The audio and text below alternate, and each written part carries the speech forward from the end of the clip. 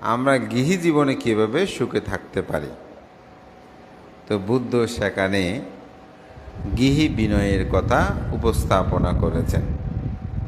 তো বুদ্ধ বলছেন, আপনারা এইসবের মধ্যে থাকলেও 4টি বিষয় যদি রক্ষা করে চলেন আপনাদের জীবনটা সুন্দর হবে। কিসে? গৃহী জীবনে। তো 4টি বিষয় কি? প্রথম হচ্ছে উৎসাহ। যেমন আপনি কৃষিকাজ করেন, আপনি চাকরি করেন, আপনি লেখাপড়া করেন, আপনি ব্যবসা বাণিজ্য করেন, আপনি ডাক্তারি করেন, আপনি ইঞ্জিনিয়ারিং কাজ করেন, যে কাজটা করবে সেই কাজটার মধ্যে উৎসাহ থাকতে হবে। সে কাজের মধ্যে যদি উৎসাহ না থাকে, বুদ্ধ বলছেন, তাহলে তিনি সেখানে কোনো সময় সফল হবে না। যেমন আপনি ব্যবসা করেন, যদি মন উড়ো থাকে, ব্যবসা হবে না। আমি চাকরি করলে ভালো হতো, চাকরি করলে ভালো হতো, তাহলে ব্যবসায় আপনি সফল হতে পারবেন না। আপনি চাকরি করছেন, বলিস বা চাকরি দিয়ে পোষাবে না, ব্যবসা করলে ভালো, ব্যবসা এই জন্য যদি অস্থির হয়ে যান তাহলে হবে না। আপনি সংসার করছেন, এখন সংসার করলে কি মনে হচ্ছে যে বৈরাগ্য, অর্থাৎ সংসার আমার ভালো লাগে না, আমি সংসারে থাকবো না। স্ত্রী বলে একটা, আপনি বলেন একটা। আমাদের মধ্যে কিছু কিছু মানুষ আছে, এগুলো বিহার টিহারে পরে থাকে, স্ত্রী বোধহয় পুত্র বোধহয় কোনো খবর নাই।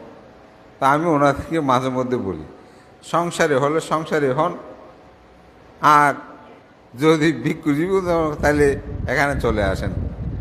এই এখন আপনার স্ত্রী পুত্রের খবর নেয়, মাঝে মধ্যে আপনাকে আপনি এখানে ঘুরতে থাকেন, এরকম করলে তো হবে না। যে কাজটা করে, ভিক্ষুদের বেলায়ও কোনো ভিক্ষু যদি ভিক্ষু জীবনে উৎসাহ না পায়, যদি বলে কি ভিক্ষু জীবন কেমন হবে, এখানে কি আছে, দায়করা আমাদেরকে এমন করে অমন করে, এই করে সেই করে, আমাদের মধ্যে এরকম অনেক আছে, তাহলে আপনি ভিক্ষু জীবনে কোনোদিন আনন্দ পাবেন না। ভিক্ষু জীবনের মধ্যে উৎসাহ থাকতে হবে যে না, দায়করা আমাদেরকে শ্রদ্ধা করে। একবার আমার একটা শিষ্যের কথাই বলি, তো সে এরকম উদ্ভুত চিন্তা করে। তা আমি তাকে বললাম, তুমি যদি আজকে সমন না হতে, তুমি যদি ভিক্ষু না হতে, তোমার পক্ষে এতটুকু লেখাপড়া করা সম্ভব হতো না। তোমাকে যে মানুষ এত শ্রদ্ধা করে, তোমাকে যে এত সম্মান করে, তুমি শুধু দোষ ত্রুটি দেখো কেন দায়কের? তুমি যে কত উপকার লাভ করে, চতুর্পত্য লাভ করেছো, তোমাকে যে খাবারের চিন্তা করতে হয় না, থাকার চিন্তা করতে হয় না, তোমাকে যে সব কিছু যে কত শ্রদ্ধা করে তোমাকে দান করে, তুমি কি সেটা ভাবতে পারো না? সেটা ভাবলেই তো ভিক্ষু জীবনে একটা উৎসাহ আসে। আমার একটা স্মৃতি আজীবন মনে থাকবে। সেটা হচ্ছে, আমি তখন নোয়াপাড়া ডিগ্রি কলেজে পড়ি। আমি এখান থেকে বাসে করে, তখন কাপ্তার বাসগুলো ছিল, এই বাস উঠেছি, এক উপাসক আমার ভাড়া দিয়ে দিছে। আমি বলবানতে এখানে, আমি হ্যাঁ, আমাকে তখন এত বেশি হয়তো আমার পরিচিত নয় বা তেমন বেশি চিনে তা না, উনি ভিক্ষু হিসেবে দিয়ে দিয়েছে। তো ওখান থেকে কলেজ শেষ করে আসার সময় টেম্পুতে উঠলাম, দেখে একজনে ভাড়া দিয়ে দিয়েছি। বিহারে আসছি, এসে পানি টানিও খেয়ে, আমার মা তখন সম্ভবত মুরাদপুরের এদিকে থাকতো, মুরাদপুরের পরে ভিতরে বাইজিতে যাওয়ার সেদিকে। এখান থেকে গাড়িতে উঠলাম, মুরাদপুর পর্যন্ত নামবো, ওই সময় দেখি ভাড়া দিচ্ছি, ও হয়তো আপনার ভাড়া দেখে দিয়েছে, হয়তো দিয়ে গেছে, আমি চিনি নাই। আচ্ছা, তারপর ওখান থেকে নেমে আবার যখন গাড়িতে উঠে আবার যাচ্ছি, দেখি তখনও একদিনের ঘটনা বলতেছি, তখনও ভাড়াটা দিয়ে দিছে। এখন আসার সময় গাড়িতে উঠছি, ওখান থেকে মুরাদপুর আসা পর্যন্ত ভাড়াটা আমি দিয়েছি 3 টাকা না করে, আমার এখনো মনে আছে। আবার ওখান থেকে উঠে এখানে যখন আসতেছি, তখনও ভাড়াটা একজনে দিয়ে দিছে। এটা আমার জীবনে একটা মানে স্মরণীয় ঘটনা। তো আমি চিন্তা করতেছি, আমি ভিক্ষু বলে অপরিচিত, এখানে কিন্তু কেউ আমার পরিচিত বলে আমার মনে হয় না। অনেকেই, একজনের তো পরিচয় দেয়নি, ভাড়া দিয়ে গেছে যে। তো আর যেন বলতে ভানতে আমি ভাড়া দিয়ে দিয়েছি, আপনার কোনো সমস্যা নেই, ভাড়া দিতে হবে না।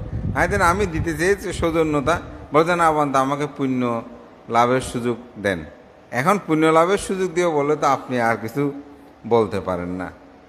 তখন আমি আসলে সেদিনই সন্ধ্যায় বন্দনার সময় পুণ্যদান করলাম ওনাদের। আরেকটা হচ্ছে সংরক্ষণ। আপনি যে সম্পদ আদি অর্জন করবেন, সেই সম্পদ আদি আপনাকে যথাযথভাবে সেগুলো রক্ষণাবেক্ষণ করতে হবে। কেন?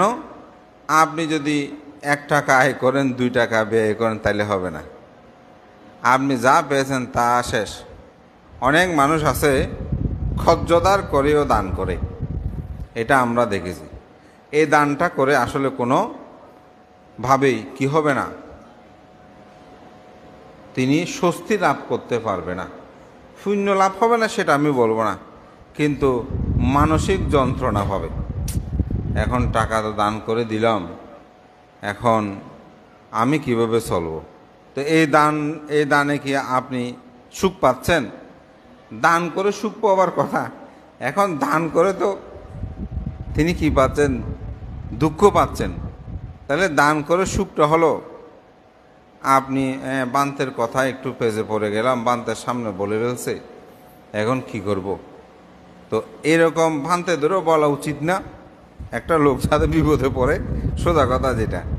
আবার আপনারও কোনোরূপভাবে লজ্জায় পড়ে দেওয়াটাও উচিত আমি মনে করি না। আপনার যতটুকু সামর্থ্য আছে সে অনুসারে দান করবেন, তাহলে আপনি সে দানের মধ্যে সুখ পাবেন। কিন্তু যদি আপনি সেভাবে না, তাহলে হবে না। তো সংরক্ষণ কি? আপনার সম্পদ, অর্থ, বৃত্ত যা কিছু আছে এগুলোকে যথাযথভাবে রক্ষণাবেক্ষণ করা। আপনার একটা সুন্দর জিনিস বৃষ্টিতে ভিজতেছে, অলসতা করে সেটা আপনি নিচ্ছেন না। কাপড় কতগুলো শুকাতে দিয়েছেন, জ্বর একটু না, অলসতা করে কাপড় সেগুলো আপনি ভিজছে আর রোদ্রে শুকাচ্ছে, নষ্ট হয়ে যাচ্ছে, এটা আপনার সম্পদ না, এরকম নষ্ট হয়ে যাচ্ছে। এভাবে অনেকে সম্পদ নষ্ট করে। এগুলো ব্যাখ্যা দিলে ভালো লাগতো, কিন্তু সময় নাই। তো এরকম অর্থ বৃত্তগুলোকে যথাযথভাবে কি করতে হবে? সংরক্ষণ আপনাদেরকে অবশ্যই করতে হবে। তৃতীয় হচ্ছে সৎ লোকের সংস্রব। আপনি যার সাথে মিশবেন সে মানুষটা যেন ভালো মানুষ হয়, সৎ মানুষ হয়। আপনি যদি ভালো মানুষের সাথে না মিশেন তাহলে কিন্তু বিপদ আছে। যেমন আপনি অসতের সাথে মিশছেন, দেখবেন অসৎ আপনাকে সেদিকে নিয়ে যাচ্ছে। মদ খায় যিনি, মদতি বলি আমরা, মদ্যপায়ী ব্যক্তি, ওনার সাথে মিশবেন, মদ খেতে হবে না, পাশে বসতে বসতে দেখবেন আপনার নাম সুনাম সব হয়ে যাবে, বোঝা ও মুখের সাথে চলে, তিনিও বোধহয় মদ। অর্থাৎ সৎ লোকের সংস্রব, ভালো মানুষের সাথে আপনাকে মিশতে হবে। অসৎ মানুষের সাথে মিশলে আপনার জীবনটা অন্ধকারাচ্ছন্ন হবে। সৎ লোকের সংস্রব, এটা হচ্ছে আপনার তৃতীয় শর্ত। চতুর্থ শর্ত হচ্ছে কি? শৃঙ্খলাবদ্ধ জীবন। এই জীবনটা শৃঙ্খলা থাকতে হবে। শৃঙ্খলা আছে আমাদের? ঘুমায় কটায়, উঠি কয়টায়, আমাদের ঘুমের শুধু কথা বলছি।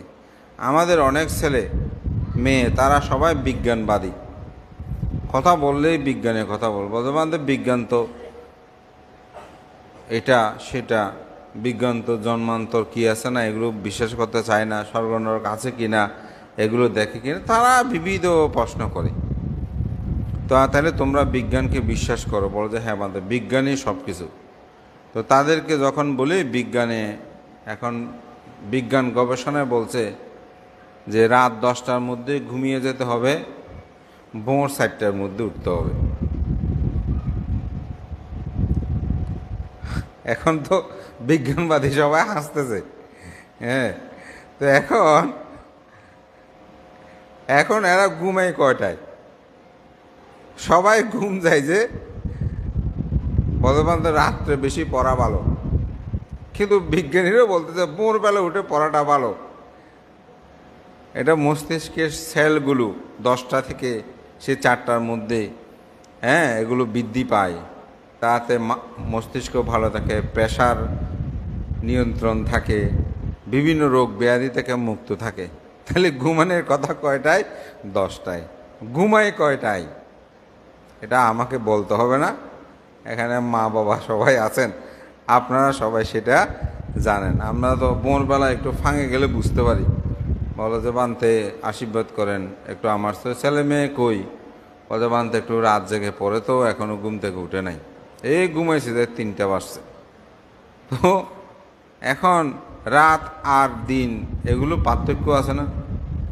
দিনে কি করতে হবে, রাতে কি করতে হবে, একটা নিয়ম আছে না? তো এখন তারা তো বিজ্ঞানবাদী, কিন্তু তারা ঘুমায় 2টা বাজে, 3টা বাজে, 12টা বাজে হলো।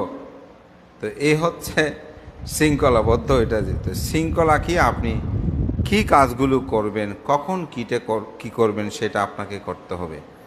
আপনার জীবন চলার পথে আপনাকে প্রতিটি কাজ, মায়ের, বাবার, স্ত্রী, পুত্র, কন্যা, তাদের সাথে কীরূপ আলোচনা, কীরকম ব্যবহার, কিভাবে চলতে হবে, এটা মানুষের পোশাক আশাক, এগুলো আপনি কীরকম করে পরিধান করবেন, কিভাবে চলবেন, স্নান করবেন, দাঁত ব্রাশ করবেন, মাথায় চুলে তেল দেবেন, কিভাবে আপনার জীবনটা চলবে, একটা মানব জীবনের শৃঙ্খলা আছে না?